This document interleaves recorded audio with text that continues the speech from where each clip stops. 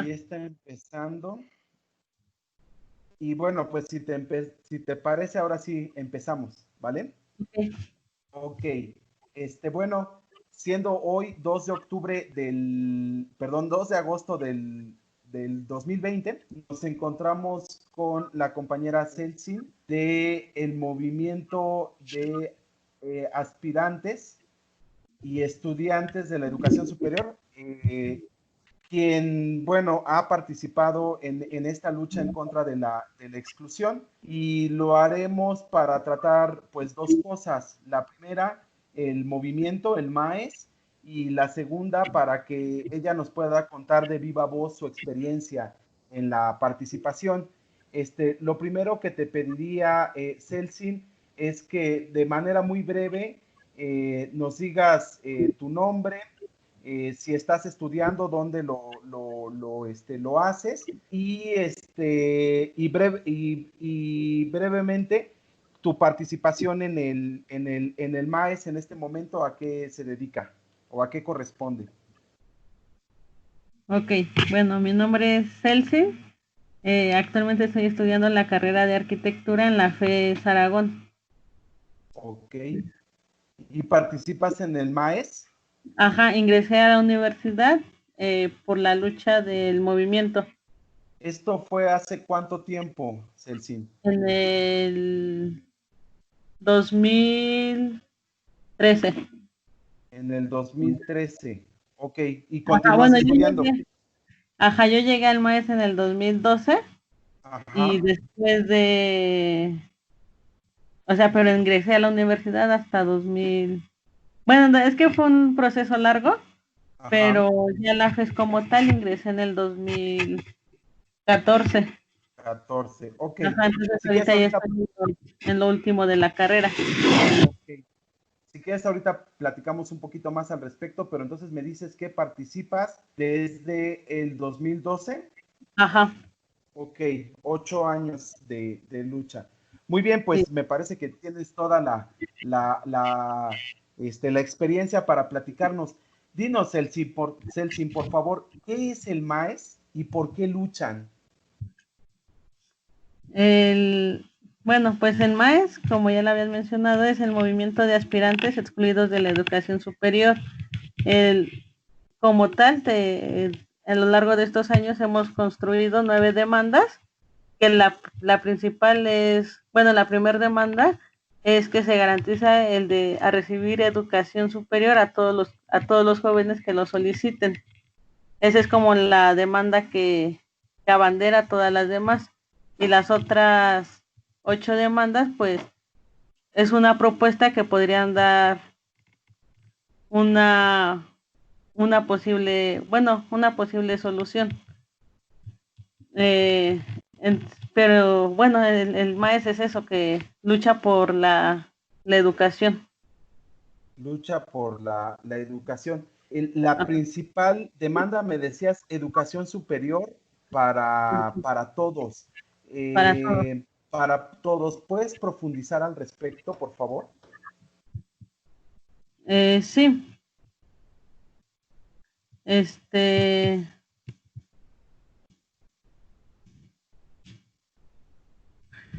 a ver, espérame. Sí.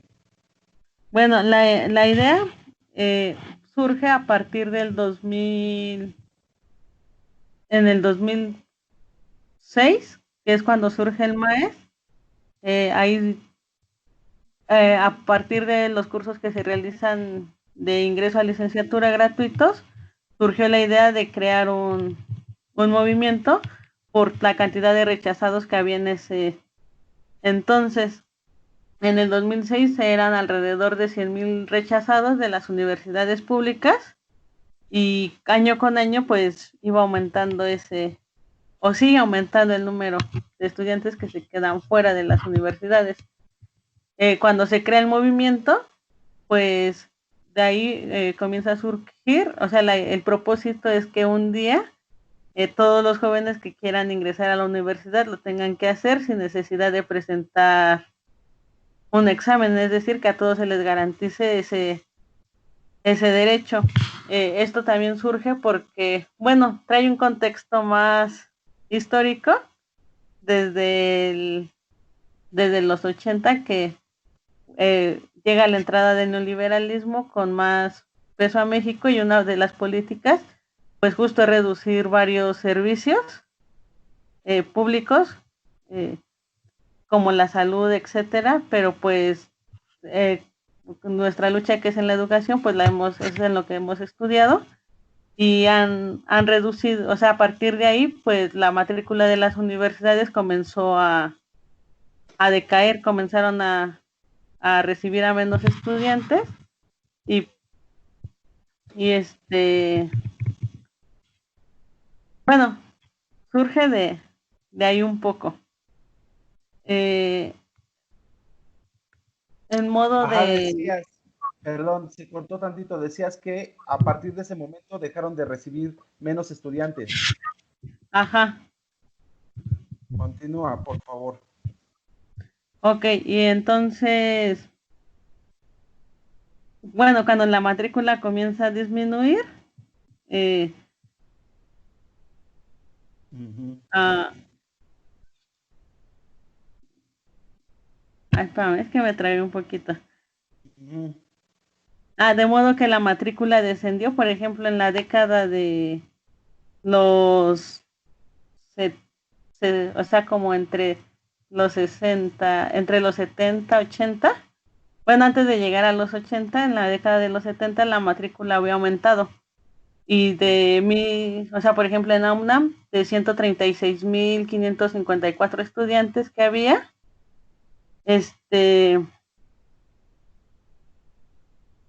no, perdón, ya me equivoqué en las fechas. En la UNAM, de 154,000 estudiantes, un poco más que había, para la década de los 80 descendió a 136,000 estudiantes.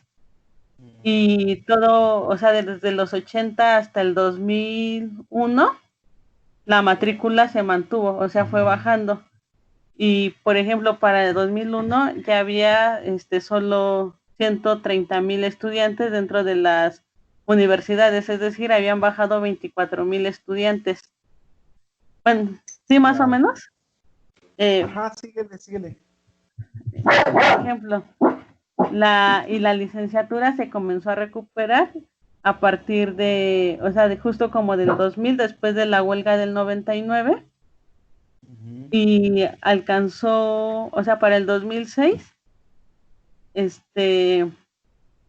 aumentó, bueno, llegó otra vez la matrícula hasta los 156,000 estudiantes, es decir, los mismos que llegó a tener en 1979. No sé si me doy a entender un poco. Sí. O sea, más bien es Sí, como sí. o sea, durante 30 años hubo una descendencia, ¿no? De, de los jóvenes, bueno, del ingreso a la universidad. Ok, dices varias cosas que me parece importante, que me parecen importantes. Vamos a profundizar. Me llama mucho la atención. Las autoridades universitarias dicen que mediante el examen de selección, de asignación, ¿no? Esto de distintas universidades, pero que mediante el examen se puede garantizar verdaderamente que sean seleccionados aquellos que tienen más posibilidades de concluir la universidad, la carrera. ¿Qué piensa el MAE sobre este argumento? Ustedes me hablan de educación para todos y del lado de las autoridades se maneja este otro argumento. ¿Ustedes qué piensan al respecto? Ok, por ejemplo, nosotros lo que decimos es que, o sea, sí existe esa parte, que es como un poco la discriminación, ¿no? Aunque no todos, ¿cómo va esa frase que dice? Todos pueden ingresar, ¿no? Pero no todos deben de ingresar. Entonces, a partir de que crean el examen, pues es un poco para que las autoridades digan, no te quedaste porque no tienes los conocimientos necesarios para estar dentro de las máximas casas de estudios, ¿no? Que es mucha, o sea, que incluso es la mentalidad o la forma de pensar de la, no sé si de la gran mayoría de los que ingresa a la universidad. Es cierto que el examen está diseñado para que cierto número de, de personas y con cierto tipo como de características sean los que mayormente ingresen a la universidad. Y también tiene que ver un poco con los gastos, ¿no? Que emplean por cada estudiante, porque a la universidad le costaría más invertir en alguien que no tiene acceso, por ejemplo, al internet, a la educación, a una biblioteca más en forma, que alguien que ya desde chico tiene como mejores posibilidades. Y bueno, eso es un poco en cuestión de gastos. También otra cosa que influye, pues es un poco en la forma que está diseñado el examen, con el vocabulario que utiliza.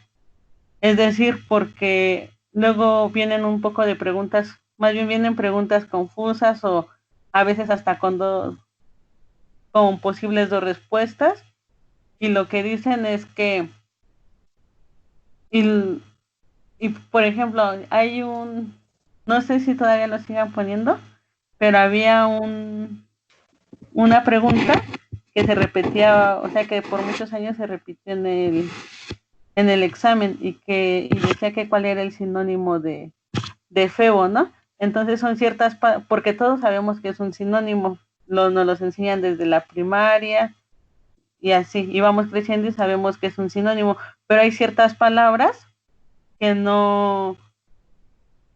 que uno no conoce porque no está dentro de su vocabulario de la vida cotidiana, al menos que haya uno. Por ejemplo, yo la palabra, sí fue esa palabra febo, la leí en un libro voy a tratar de recordar el nombre, pero en una lectura que me dejaron leer dentro de la universidad en tercer semestre. O sea, yo hasta ese entonces en una lectura leí la palabra efebo antes. Bueno, y por el más, pues ya sabía que era efebo, pero antes de eso yo no tenía idea de qué era, ¿no? Ni que existía.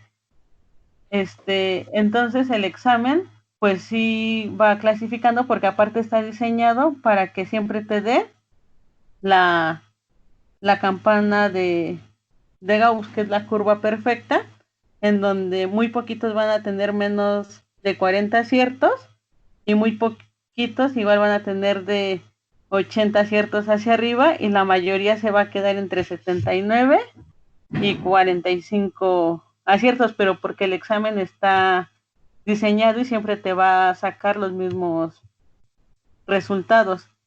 Incluso, por ejemplo, voy a mencionar un poco de bueno, que más adelante lo podemos hablar mejor.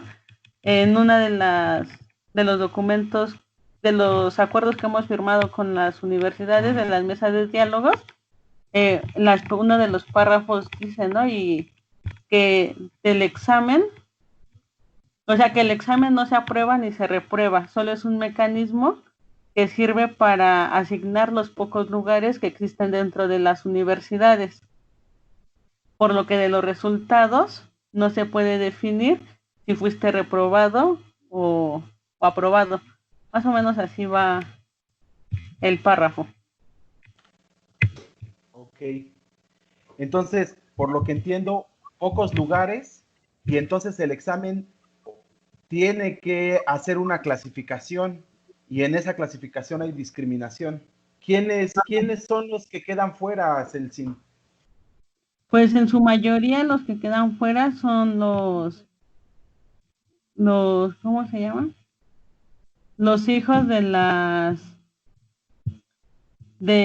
bueno, pues sí, no los que tienen los que tenemos pocas posibilidades de,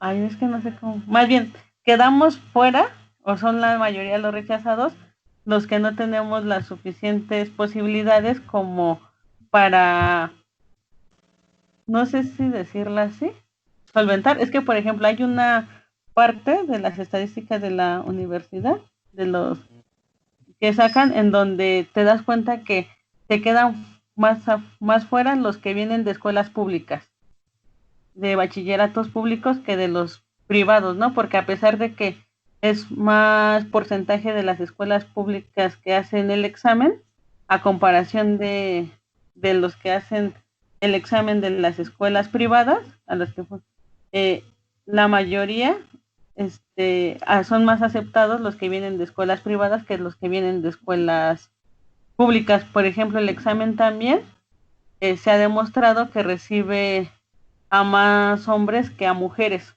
por ejemplo, porque es más, o sea, el número, son más mujeres que presentan el examen para ingresar a la universidad que hombres, y aún así el porcentaje de ingreso sigue siendo mayormente hombres. Por ejemplo, los hijos de madres o padres obreros, trabajadores, amas de casa, etcétera, son los que también siguen siendo discriminados, por así decirlo, son los que menos ingresan. Ok, el examen es clasista entonces. Sí.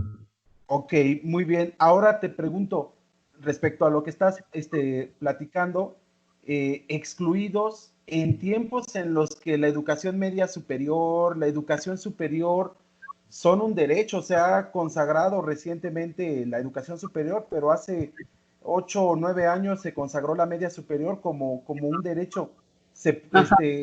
¿Por qué hablar de excluidos en tiempos en los que son un derecho, tanto la media superior como la superior? Pues, por ejemplo, un poco, porque en justo, ¿no? El examen que se presenta para el examen de bachillerato, se supone que nadie se queda fuera de las escuelas. A todos les dan un lugar en alguna escuela. El problema es que, pues, la mayoría de los que quieren ingresar, o la mayoría quiere ingresar como al bachillerato de la UNAM o del Politécnico, justo porque si te quedas ahí, ya, ya tienes el pase reglamentado, ¿no? Para estudiar una licenciatura. Sin embargo, pues los lugares son muy pocos, y lo que hacen es, pues, ir repartiendo hacia los demás bachilleratos, supuestamente por los aciertos que sacaste. Más bien, por los aciertos que sacaste, te mandan otro bachillerato diciendo que como no estudiaste lo suficiente, pues ese es tu resultado. Y muchas veces lo que hacen es mandar a los estudiantes, bueno, a los chavos, a otras escuelas, muy lejos de su casa, o son opciones que ellos no querían, y que aparte, ¿no? Por ejemplo, si uno se va a un CETIS, tienes que pagar la inscripción, el uniforme. O sea, son gastos que muchos luego no podemos o no pueden solventar, y pues al final también ahí implica la deserción de la universidad. Y por ejemplo, lo que dicen es que en el artículo 3 solo está estipulado como educación obligatoria, por así decirlo, hasta el bachillerato, hasta la media superior. Sin embargo, la universidad todavía no está estipulado en el artículo, ¿no? En el artículo 3, y ese es uno de los argumentos. ¿Y cuál era la otra pregunta?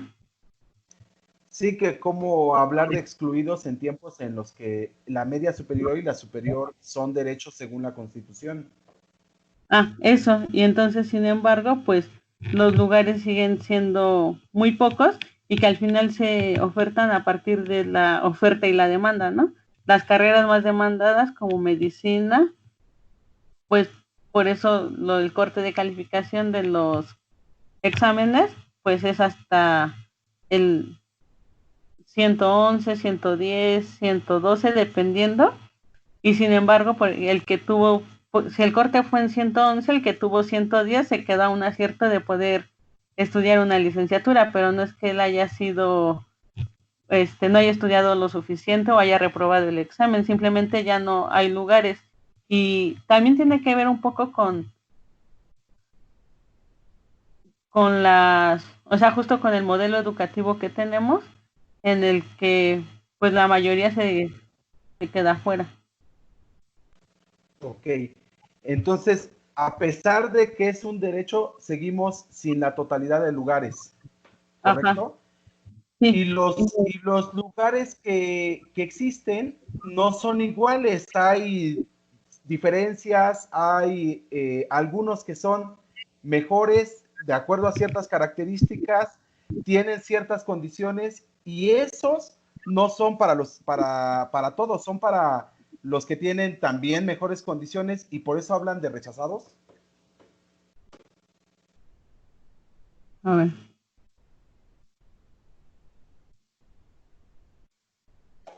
Sí, o sea, porque por ejemplo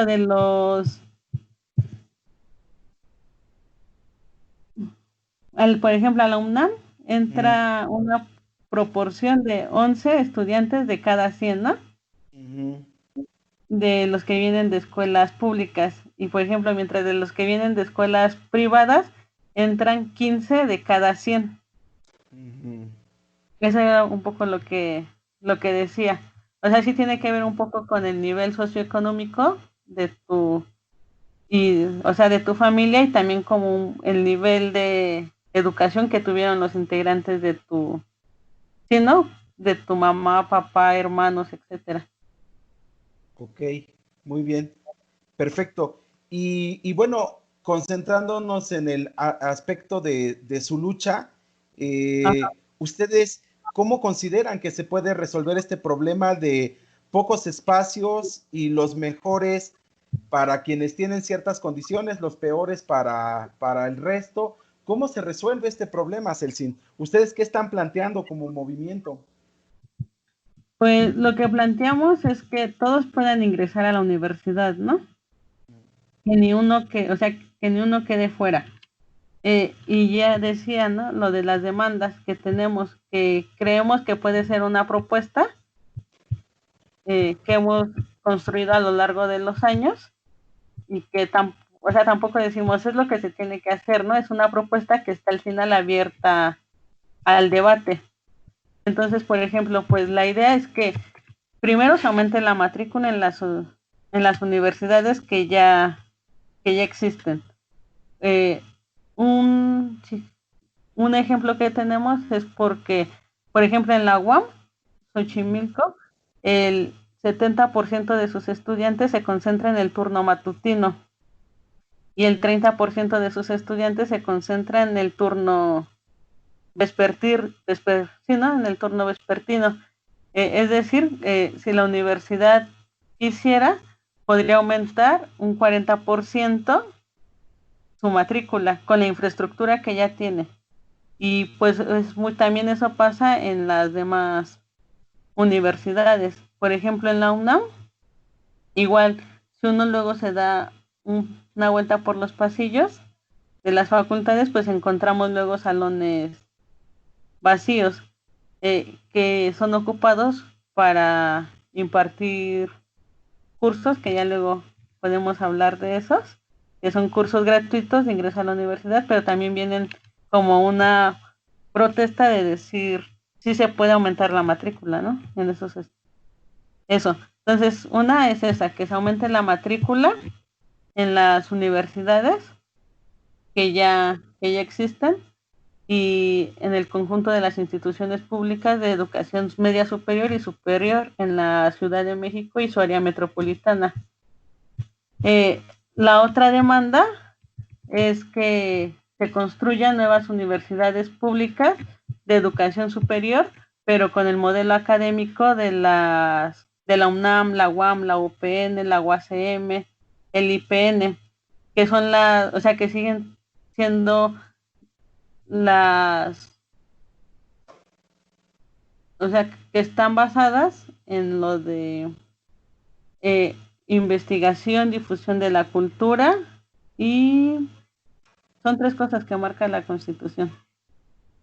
Bueno, la enseñanza, las 4 funciones sustantivas de la Ajá, universidad. Ah, eso, que, ajá, sí, esa parte.